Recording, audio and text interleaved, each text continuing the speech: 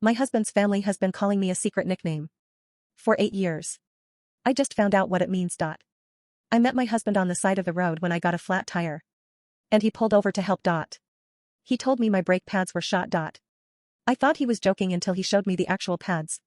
Which were worn to nothing. He saved my life, so I gave him my number. His family is Thai. They have big, loud dinners where everyone talks over each other. I loved it because my family's idea of bonding is sitting in silence. Watching Wheel of Fortune. First time I met his mom. She looked me up and down and said something in Thai to my husband. He laughed, really laughed. Then he caught himself and said, "She says you have kind eyes. She called me something that sounded like Nuseo. I asked what it meant. He said, "It's like dear girl, a term of affection. I almost cried.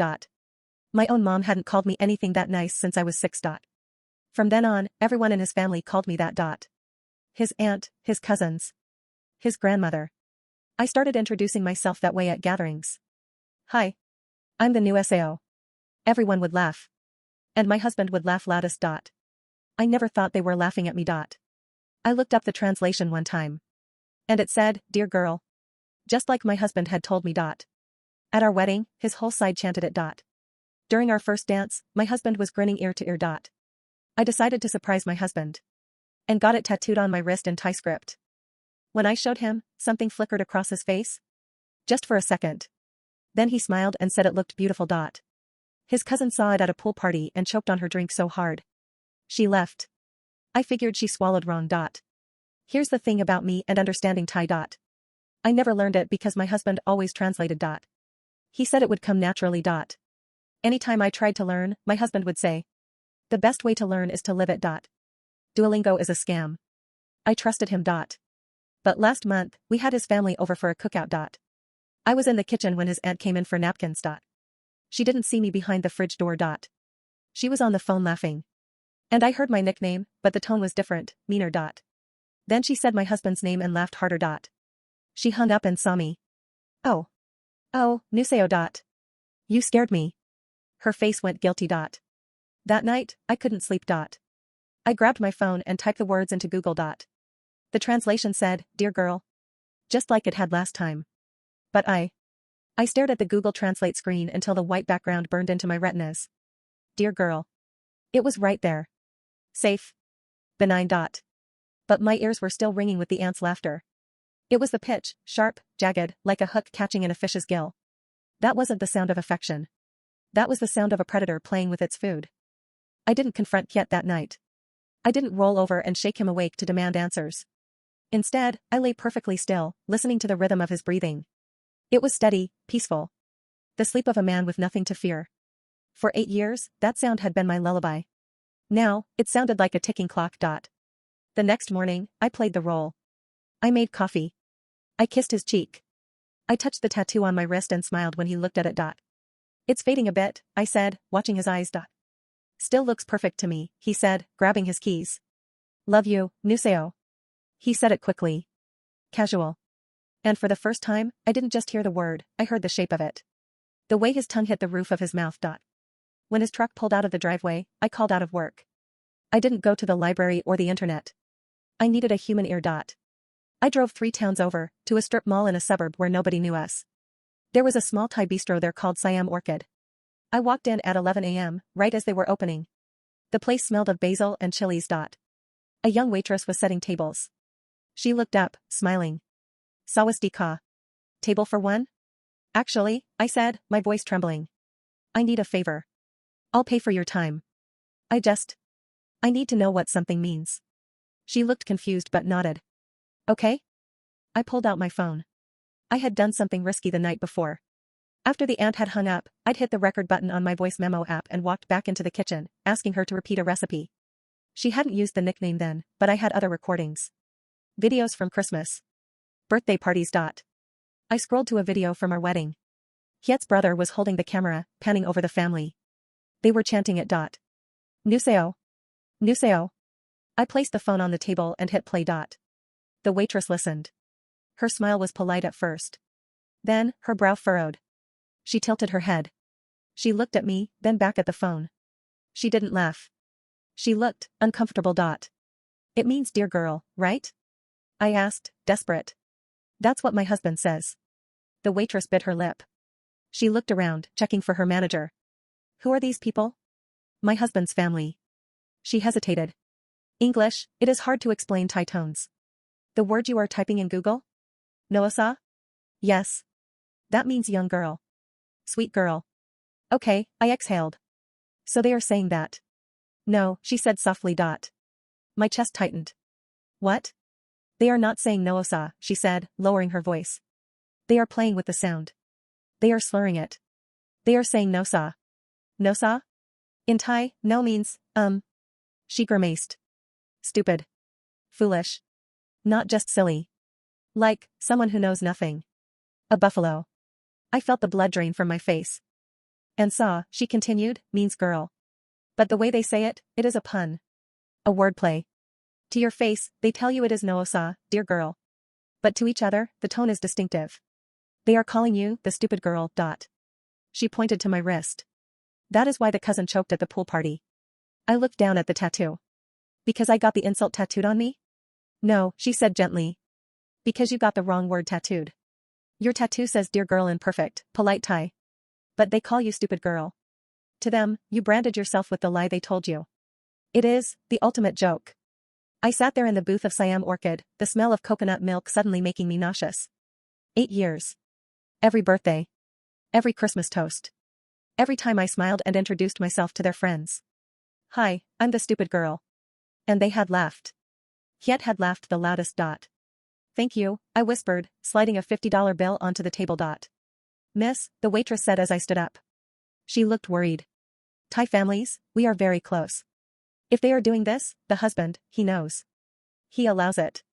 I know, I said. He invented it. The drive home was a blur of interstate and rage. The sadness was gone. Sadness is for people who have lost something by accident. I hadn't lost anything, I had been robbed. I needed to know how deep the rot went. When I got home, I went straight to the garage. Hiet was a car guy. He did all the maintenance on our vehicles. He said mechanics were thieves. Why pay a stranger when family takes care of you? I looked at my car. A sensible Toyota. I remembered that day on the side of the road. I was 22. I had just moved to the city. I was lonely, estranged from my cold, silent mother, looking for a savior. And there he was. Hiet. Handsome, capable, sweeping in to save me from shop brake pads. I opened the file cabinet where Hiet kept his records. He was meticulous. I flipped through the years. Receipts for oil, tires, wipers. I went back 8 years. I found the receipt for the brake pads he had installed on my car the week after we met. AutoZone receipt. Date, August 12th. Item, Duralast brake pads. Price, $42.99. The date. I met him on August 10th. He changed the pads on August 12th. But something was wrong. I dug deeper into the file.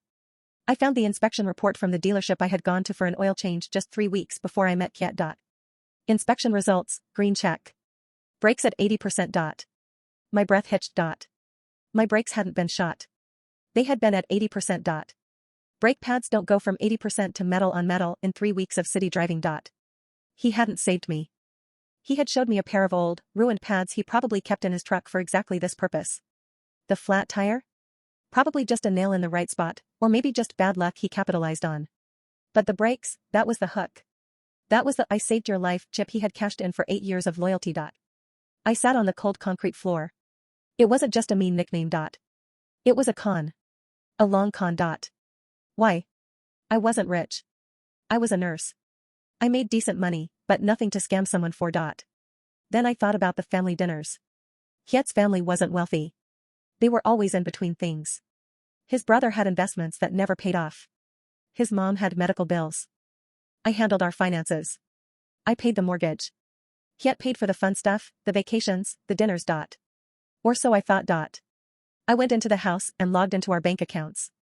I usually just checked the balances. This time, I looked at the transfers.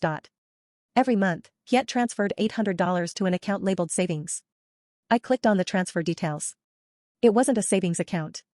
It was an external transfer. To an account named P. Sudakal. His mother. $800 a month. For 8 years. That was nearly $77,000. And that was just the recurring one. There were emergency withdrawals. Car repairs for his cousins. Loans for his aunt. I wasn't a wife. I was a host organism. I didn't leave. If I left now, I would just be the no-saw who finally figured it out. They would laugh about me for decades. Remember the stupid girl? We got 80 grand out of her before she ran. No. I looked at the tattoo on my wrist. Dear girl.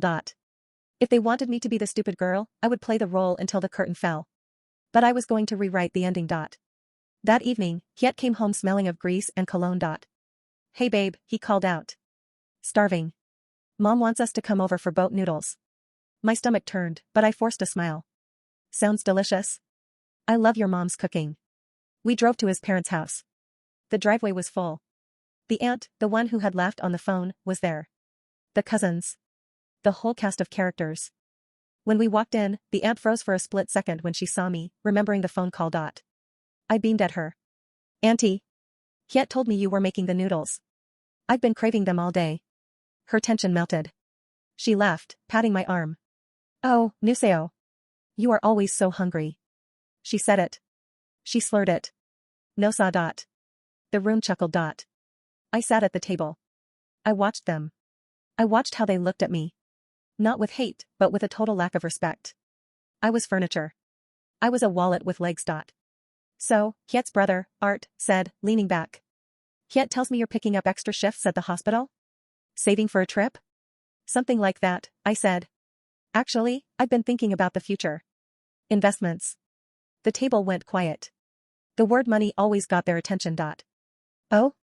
Hiet's mom asked. What kind of investments? Well, I said, lowering my voice conspiratorially. I have a patient. An elderly man. He has no family. He likes me. He gave me a tip about a property development happening out near the lake. He says if I can put down a deposit by next month, the value will triple in a year. Hiet's eyes lit up. Triple? Yeah. But it's a lot of money. 50,000 to buy in. I sighed. I don't think we can manage it. Hiet looked at his mother. A silent communication passed between them. The greedy glint in their eyes was undeniable. We should look into it, Hiet said. Opportunities like that don't come often, Nuseo. I know, I said sadly. I just wish I was smarter with money. I'm so bad at these things. Don't worry, Hiet said, squeezing my hand. That's why you have me. The next 3 weeks were a masterclass in acting. I created fake brochures. I printed fake emails from a non-existent developer. I was a nurse, I knew how to handle paperwork and details. I told Hiet I needed liquid cash. I told him the developer only took wire transfers for the initial buy-in to avoid taxes. It's a gray area, I told him. That's why the returns are so high. They loved that. They loved the idea of cheating the system. It made them feel smart. Hiet liquidated his assets, which were mostly just a secret account he hadn't told me about, likely funded by skimming from our joint funds. But it wasn't enough. We need more, he told his mother. The return is triple, Ma. Triple. The family pooled their resources. The aunt, the cousins, the parents. They saw me as the golden goose one last time. They assumed that because I was the one bringing the deal, but Hiet was the one managing it, they would control the money. They thought I was just the conduit. They scraped together $60,000. I added $10,000 from my own savings to make it look real. 70,000 total, Hiet said, his hands shaking with excitement. We're going to be rich. The transfer happens on Friday, I said. I have to do it in person at the bank with the developer's agent. I'll come with you, Hiet said. You can't, I said. The agent said only the primary investor. He's paranoid. If he sees you, he might think it's a sting. You know I'm the innocent face. He trusts me. Hiet laughed. True. You have that face, Nuseo. Nobody suspects you. Friday came. I took the cashier's check. $70,000. Made out to a shell LLC I had formed online 2 days prior. I went to the bank. I deposited the check into a new account solely in my name. Then, I went to work. Not the hospital. I went to the house. I packed everything that mattered. My documents, my jewelry, the laptop. I called a junk hauler service. I want everything else gone, I told them. Furniture, clothes, TV. Everything. Take it to the dump or sell it. I don't care. Just clear the house. By 3 p.m., the house was empty. It echoed. I left the file cabinet in the middle of the living room floor. On top of it, I placed the brake pad receipt from 8 years ago. And next to it, a printout from Google Translate. No saw, stupid girl. I taped a note to the paper. I might be a no saw, but at least I'm a rich one. Thanks for the refund on the last 8 years. I got in my car. My new car, which I had bought 2 days ago, trading in the Toyota. I drove. I didn't just leave town. I left the state. I transferred my nursing license to a hospital in Oregon. I rented a small cabin near the coast. I changed my number. I deleted my social media. But I kept one channel open. A burner email address I knew Kiet had access to. 3 days later, the email came. Subject, you bitch. Body, where are you? You stole from my family. My mother is in the hospital. She had a heart attack when she found out. The police are looking for you. I replied. The police aren't looking for me. We are married. It's a civil matter. And since the money was given voluntarily for an investment that failed, good luck proving fraud without admitting you were trying to evade taxes. Also, check the brake pad receipt. I know about the scam, Kiet. I know about everything. If you come for me, I send the proof of your mother's disability fraud to the state. I know she works under the table at the restaurant. He never emailed again. 6 months later, I was walking along the beach. The air was cold and salt-heavy. I looked at my wrist. The tattoo was still there. I had thought about lasering it off. But I decided to keep it. I went to a tattoo artist in Portland. I want to add to this, I said. He looked at the Thai script. What does it mean? It means dear girl, I said. Nice. What do you want to add? A picture, I said. I pulled up an image on my phone. It was a king cobra. Hood flared. Fangs out. I had him tattoo the snake winding around the words, its jaws open, ready to strike, protecting the dear girl. Now, when people ask, I tell them the truth. The text is what they called me, I say, tracing the snake's head. The snake is what I had to become to survive them. I am no longer the no-saw. I am the one who learned the language. And the first lesson of a new language is always the hardest. When someone tells you who they are, believe them. When they tell you who you are, prove them wrong. I stood up, paid the artist, and walked out into the rain. My phone buzzed. A notification from my bank. Interest payment received. I smiled. My eyes, as his mother had once said, were kind. But my brakes? My brakes were brand new. And I was never stopping for anyone ever again.